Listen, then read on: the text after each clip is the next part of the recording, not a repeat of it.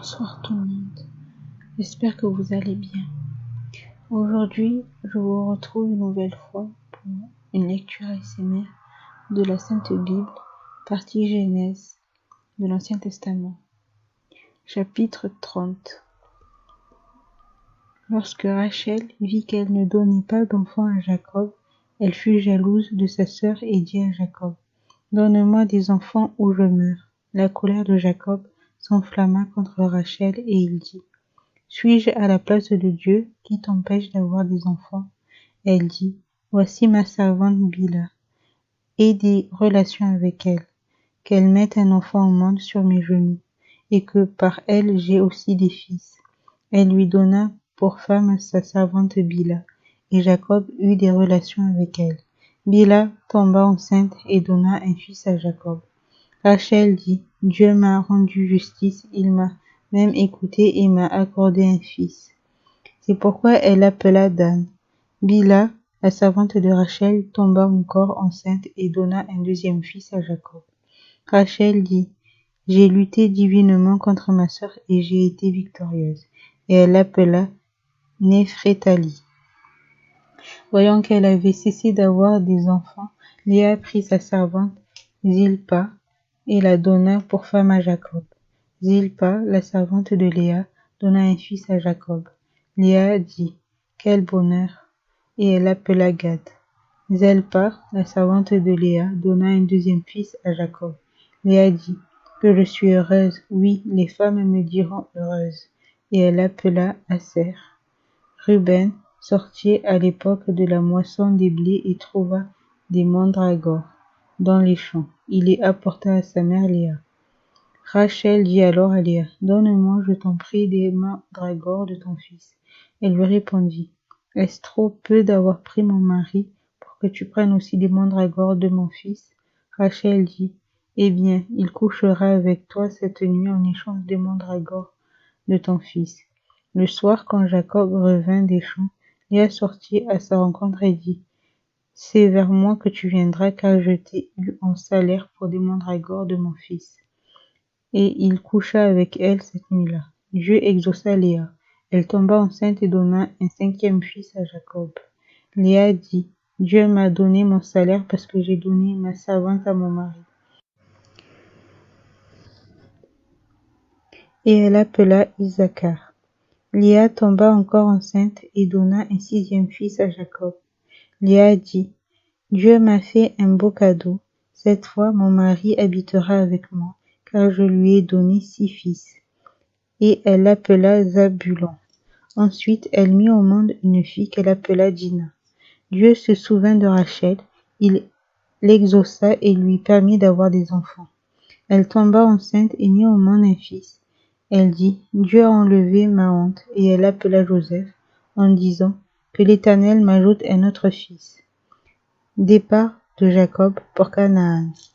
Après que Rachel eut donné naissance à Joseph, Jacob dit à Laban, « Laisse-moi partir pour que j'aille chez moi, dans mon pays. Donne-moi mes femmes et mes enfants, pour lesquels je t'ai servi, et je m'en irai. Tu sais en effet quel service j'ai accompli pour toi. » Laban lui dit, « Si seulement je pouvais trouver grâce à tes yeux, j'ai appris que l'Éternel m'avait béni à cause de toi. Fixe-moi ton salaire et je te le donnerai. » Jacob lui dit, « Tu sais comment je t'ai servi et ce qu'est devenu ton troupeau avec moi. Le peu que tu possédais avant mon arrivée a beaucoup augmenté, et l'Éternel t'a béni sur mes traces. Maintenant, quand pourrais-je travailler pour ma propre famille ?» Laban dit, « Que dois-je te donner ?» Jacob répondit, « Tu ne me donneras rien si tu es d'accord avec ce que je vais te proposer. Je prendrai encore soin de ton troupeau et je le garderai. Je parcourrai aujourd'hui tout ton troupeau pour en retirer parmi les brebis tout agneau tacheté et marqueté et tout agneau noir, et parmi les chèvres tout ce qui est marqueté et tacheté. Ce sera mon salaire. Ma droiture répondra pour moi demain quand tu viendras voir mon salaire. Tout ce qui ne sera pas tacheté et marqueté parmi les chèvres et les noirs parmi les agneaux, sera de ma part un vol. Laban dit, qu'on fasse donc comme tu l'as dit. Le jour même, Laban retira les boucs rayés et marquetés, toutes les chèvres tachetées et marquetées, toutes celles où il y avait du blanc, et tout ce qui était noir parmi les brebis, et il les confia à ses fils. Puis il mit une distance de 3 jours de marche entre Jacob et lui. Quant à Jacob, il prit soin du reste du troupeau de Laban. Jacob prit des branches vertes, de peupliers, d'amandiers et de platanes. Il y pela les bandes blanches, mettant à nu le blanc qui était sur les branches. Puis il plaça les branches qu'il avait pelées dans les auges, dans les abreuvoirs, en face des brebis qui venaient boire, pour qu'elles entrent en chaleur en venant boire. Les brebis entraient en chaleur près des branches et elles faisaient des petits rayés tachetés et marquetés. Jacob séparait les agneaux et il mettait ensemble ce qui était rayé et tout ce qui était noir dans le troupeau de Laban.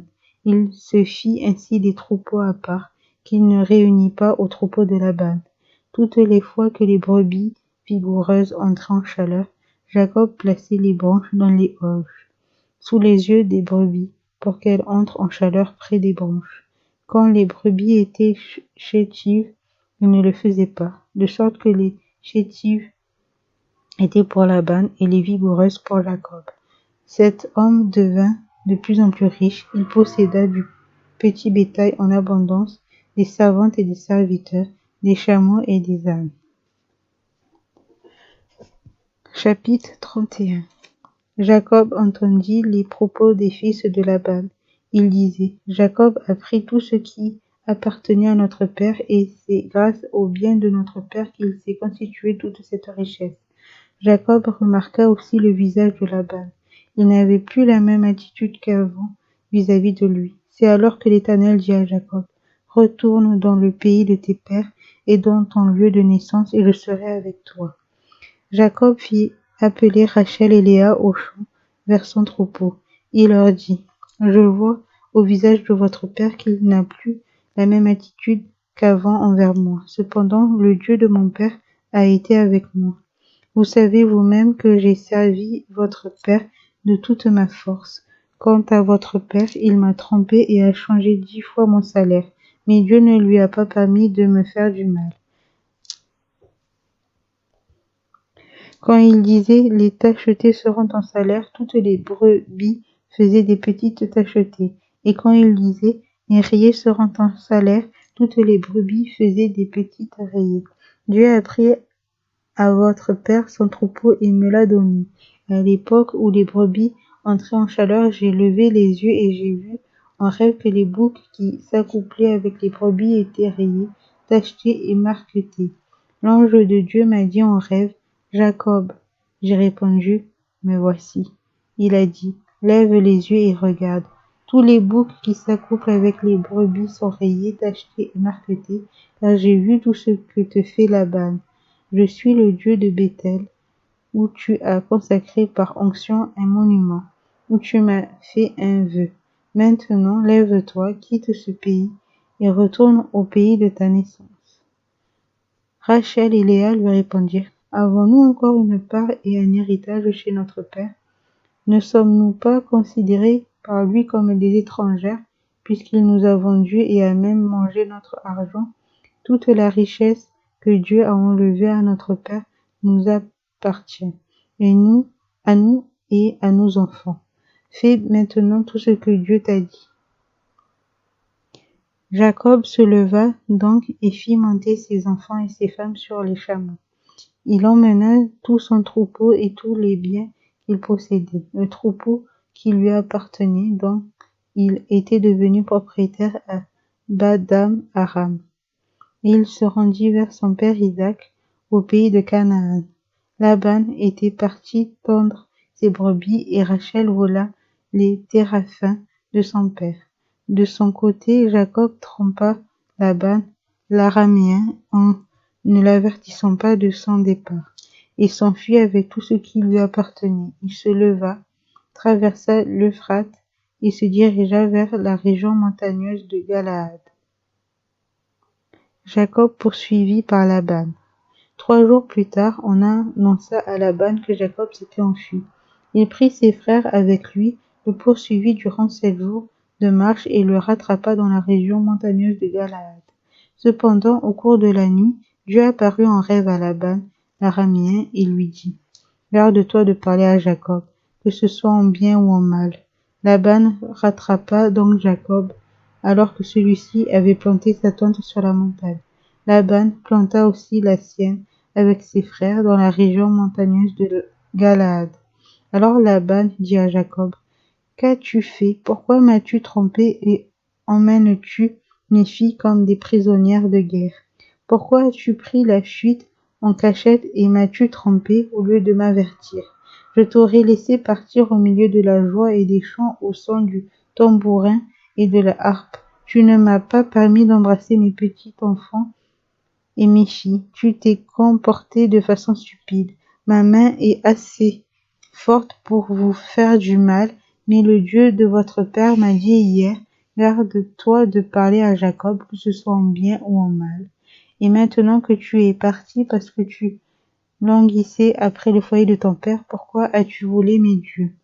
Jacob répondit à Laban: C'est que j'avais peur, je me suis dit que tu m'enlèverais peut-être tes filles.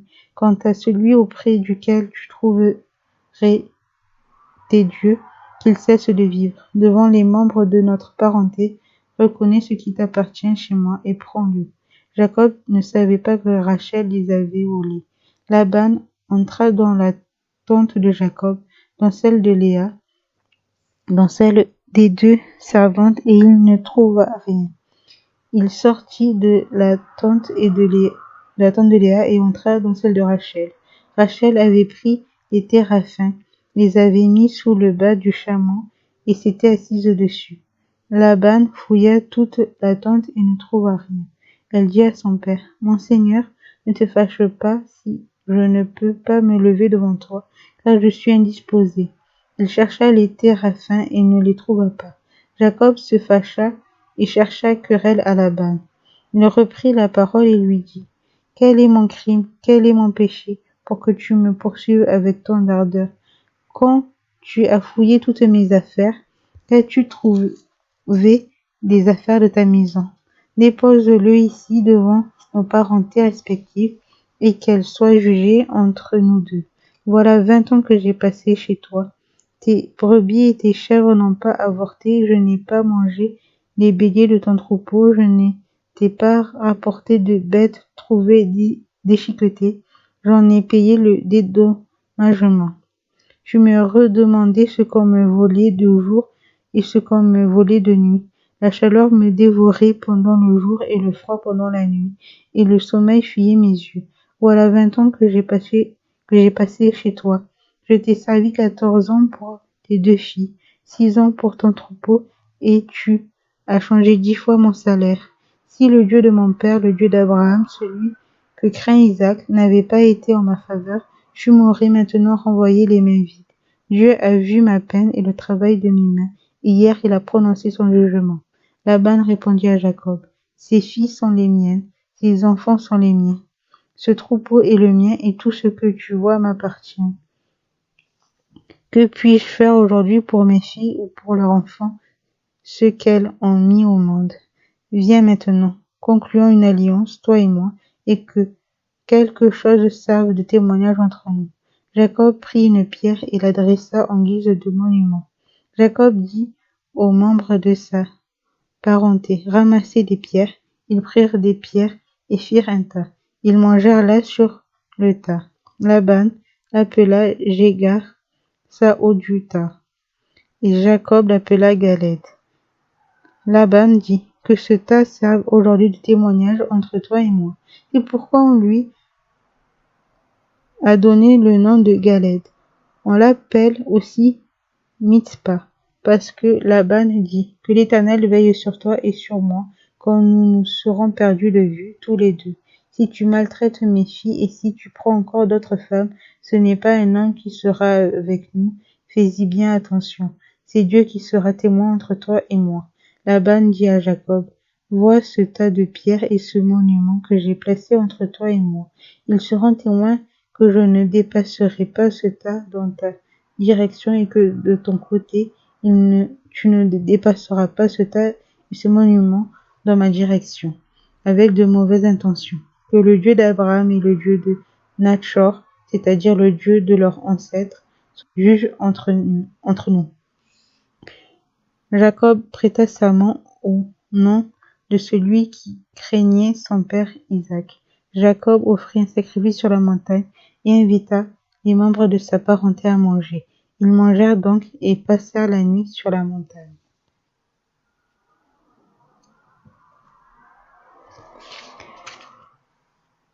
Ceci achève la lecture pour aujourd'hui. Je vous souhaite une agréable journée et une bonne nuit et que le Seigneur vous bénisse.